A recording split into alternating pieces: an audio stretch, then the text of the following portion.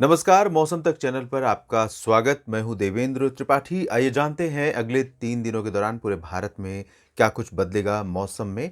आमतौर पर इस दौरान उम्मीद थी कि लानिना की कंडीशन है, पूरे भारत में भी इसका प्रभाव रहेगा। लानिना की कंडीशन आप जानते हैं तब होती है जब प्रशांत महासागर के किसी पर्टिकुलर जो डेज़िग्नेटेड एरिया है जहाँ पर तापमान औसत से नीचे रिकॉर्ड किया जाता है, तब ला नीना या तापमान ऊपर रहता है औसत से, तब एल नीनो की कंडीशन होती है। तो इस समय ला नीना बहुत ही स्ट्रांग पोजीशन में है और इस वजह से ला नीना जब स्ट्रांग पोजीशन पे होता है तो दो उसके भारत के कॉन्टेक्स्ट में अगर देखें तो दो बहुत बड़े बदलाव मौसम में देखने को मिलते हैं। ऐसा आमतौर पर हिस्टोरिकल जो डेटा है लॉन्ग पीरियड एवरेज के आधार पर उसका अगर उसको हम माने तो नॉर्थ ईस्ट मानसून कमज़ोर रहता है और भारत में सर्दी ज़्यादा पड़ती है। सर्दी इसलिए ज़्यादा पड़ती है क्योंकि जो पृथ्वी के जो उत्तरी गोलार्ध का हिस्सा है, नॉर्दर्न हेमिस्फीयर है, इसमें उम्मीद से ज़्यादा बारिश होती है, उम्मीद से ज़्यादा स्नोफॉल होता है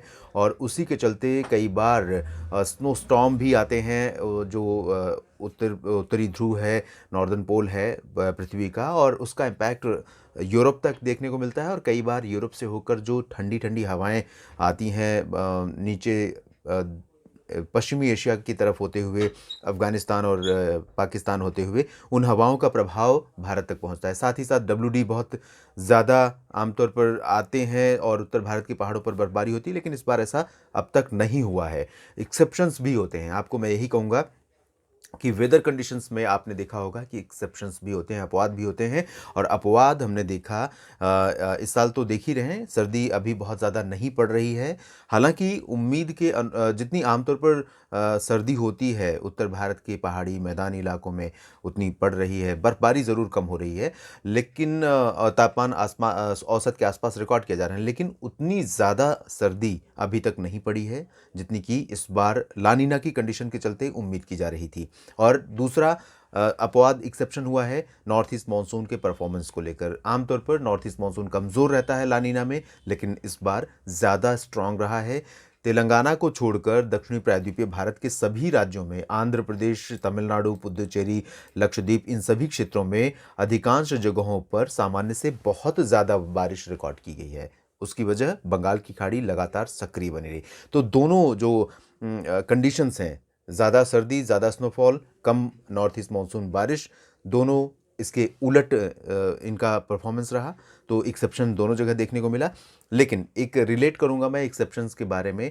साउथ वेस्ट मानसून जो कि 1 जून को भारत में दस्तक देता है, मानसून सीजन शुरू होता है, कुछ दिनों के आगे पीछे मानसून आता है और उसके बाद 30 सितंबर तक मानसून सीजन चलता है। 4 महीनों का भारत का रेनी सीजन है। साउथ वेस्ट मानसून बहुत ही इम्पॉर्टेंट सीजन होता है पूरे भारत के लिए। और इस दौरान माना जाता है कि अगर एल नीनो है तो साउथ वेस्ट मानसून कमज़ोर रहेगा। लेकिन 2019 में आपने देखा था कि एल नीनो ज़्यादा स्ट्रांग था, इसके बावजूद नॉर्थ साउथ ईस्ट मानसून भी बहुत ज़्यादा बेहतर रहा भारत के लिए। उम्मीद से बहुत अधिक बारिश रिकॉर्ड की गई, 10% ज़्यादा रहा था बारिश का आंकड़ा। उसके बाद 2020-2021 में भी मानसून सामान्य से अधिक रहा। लगातार 3 साल सक्रिय सामान्य से अधिक बारिश देने वाला मानसून आमतौर पर बहुत लंबे गैप के बाद देखने को मिला है। तो ये सारे एक्सेप्शंस रहे हैं, इस वजह से इसको भी हम एक्सेप्शन मान सकते हैं। लेकिन अभी जो नॉर्दर्न पार्ट्स में स्नोफॉल है, डब्ल्यूडी के कम फ्रीक्वेंसी में आने की बात है, इसके लिए अभी समय बाकी है। दिसंबर का लगभग 2/3 हिस्सा बचा हुआ है, जनवरी बाकी है इस दौरान, और कई बार फरवरी एक्सटेंशन भी होता है। तो फरवरी और मार्च तक सर्दियों का मौसम हमें देखने को मिलता है उत्तर भारत के पहाड़ों पर ज़्यादा बर्फबारी के चलते ही। तो अभी इसके बारे में कुछ भी कहना जल्दबाजी है कि अब इसी तरह का मौसम रहेगा, ज़्यादा सर्दी नहीं पड़ेगी। अभी भी मेरा अनुमान ये है कि जिस तरह की ज्योग्राफिकल कंडीशंस हैं, क्लाइमेटोलॉजिकल कंडीशंस हैं, उसके आधार पर मैं ये कह सकता हूँ कि उत्तर भारत के क्षेत्रों पर अभी बर्फबारी होनी है। और बर्फबारी जब बढ़ेगी तो सर्दी और ज़्यादा तेज़ी से बढ़ेगी, तापमान में भारी गिरावट देखने को मिलेगी। फिलहाल ये स्थितियाँ, ये जस्टिफिकेशंस होते रहेंगे और हम इन पर नज़र रखेंगे, क्या कुछ बदलाव होंगे उसके बारे में हम बात करते रहेंगे, क्योंकि इसका जो इम्पैक्ट है भारत के किसानों को और आम लोगों को, आम नागरिकों को आम नागरिकों पर सीधा पड़ता है, किसानों पर बहुत ज़्यादा इन बदलावों का असर पड़ता है। इसलिए हम नज़र रखेंगे, बात करेंगे। फ़िलहाल अगले 3 दिनों की बात करते हैं। यहाँ पर आप देखिए, ये आज का डेटा है अगले 24 घंटों के लिए, यानी 9 दिसंबर के लिए। और यहाँ पर जो साउथ पेनिनसुलर रीजन का क्षेत्र है, इसमें पूरा पूरा रीजन प्रभावित होगा। एक तरफ यहाँ से तमिलनाडु से ओडिशा के बीच बनी हुई है, क्लाउडिंग कंडीशन काफ़ी ज़्यादा है, नॉर्थ ईस्ट मानसून फिर से एक्टिव हुआ है, तो यहाँ पर बारिश होगी। आंध्र प्रदेश से लेकर तमिलनाडु तक, पुदुचेरी में भी बारिश होगी और तेलंगाना में भी, दक्षिण छत्तीसगढ़, दक्षिण ओडिशा में भी कुछ स्थानों पर बारिश होगी। केरल में भी वर्षा की संभावना है। कर्नाटक के बहुत ही लिमिटेड लोकेशंस में बारिश के आसार हैं। उत्तरी भागों में ड्राई वेदर रहेगा, कोस्टल रीजन में ड्राई वेदर रहेगा, महाराष्ट्र में ड्राई वेदर रहेगा। इधर छत्तीसगढ़ के उत्तरी हिस्सों में, उत्तरी ओडिशा और मध्य प्रदेश, गुजरात, गोवा और दादरा नगर हवेली, दमन दीव, इन भागों में भी ड्राई वेदर रहेगा। उत्तर भारत के पहाड़ों पर गिलगित बाल्टिस्तान, मुजफ्फराबाद, लद्दाख और हिमाचल प्रदेश के एक्सट्रीम उत्तरी क्षेत्रों में कहीं कहीं पर आज हल्की वर्षा या बूंदाबांदी हो सकती है या स्नोफॉल हो सकता है। बादल भी थोड़े रहेंगे, उत्तराखंड पर भी उत्तरी भागों में रहेंगे, लेकिन ज़्यादा समय के लिए नहीं। दोपहर के बाद यहाँ पर क्लियर वेदर हो जाएगा। इधर पूर्वोत्तर भारत की तरफ देखें और पूर्वी भारत में, तो बिहार, झारखंड और पश्चिम बंगाल के क्षेत्रों में फ़िलहाल ज़्यादा एक्टिविटी होने की संभावना नहीं है, लेकिन कोस्टल पार्ट्स पर थोड़े बहुत बादल यहाँ बन सकते हैं। सुंदरबन का जो डेल्टा रीजन है, दीघा से लेकर कोलकाता के बीच कुछ जगहों पर बादल दिखाई दे सकते हैं और धीरे धीरे आसमान यहाँ पर भी साफ हो जाएगा। ज़्यादा संभावना बारिश वारिश की नहीं है। नॉर्थ ईस्टर्न इंडिया में अगर देखें तो मणिपुर, मिज़ोरम और त्रिपुरा, मिज़ोरम में ज़्यादा संभावना है, मणिपुर और त्रिपुरा में कम। असम, मेघालय, नागालैंड और अरुणाचल में भी कहीं कहीं पर आंशिक बादल छाने, अरुणाचल में हल्की वर्षा होने की संभावनाएं नज़र आ रही हैं। ये तो रही आज की बात। और अब हम कल की बात अगर करें तो कल भी यहाँ पर कंडीशंस थोड़ा सा बदलती हुई नज़र आ रही हैं कोस्टल पार्ट्स में और अंदरूनी हिस्सों में। आप यहाँ देखें कि जो कोस्टल पार्ट्स पर पैच बना हुआ था वो अब थोड़ा सा डाइवर्स हुआ है, वो डाइवर्ट हुआ है। और यहाँ पर जो साउथ कोस्ट आंध्र प्रदेश है, वहाँ पर इंटेंसिटी थोड़ी सी बढ़ सकती है। नेल्लोर, श्रीहरिकोटा और आसपास का जो कोस्टल लोकेशन है, इन भागों में इंटेंसिटी बारिश की थोड़ा सा तेज़ हो सकती है अगले 24 घंटों में। उत्तरी भागों में कम हो जाएगी, ओडिशा और दक्षिणी छत्तीसगढ़ के अंदरूनी हिस्सों में दिखाई देगी। महाराष्ट्र पर थोड़ा सा बदलाव होगा, हल्की फुल्के बादल यहाँ पर बन सकते हैं साउथ मध्य महाराष्ट्र और इससे सटे कोंकण गोवा रीजन में।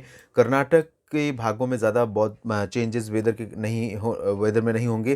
केरल और तमिलनाडु में थोड़ा बहुत बदलाव होगा। तमिलनाडु के कोस्टल रीजन पर बारिश रहेगी और अंदरूनी हिस्सों में कहीं कहीं पर वर्षा हो सकती है। ये वाला जो पार्ट है, बाकी जो रीजन्स हैं इन भागों में फिलहाल मेनली ड्राई वेदर रहेगा। केरल और लक्षद्वीप में बारिश होने की संभावना है। बाकी जगहों पर कोई विशेष बदलाव नहीं होना है। पूर्वोत्तर भारत में थोड़ी बहुत बारिश हो सकती है अगले 24 घंटों 10 दिसंबर को। उसके बाद 11 दिसंबर की स्थिति आइए देखते हैं।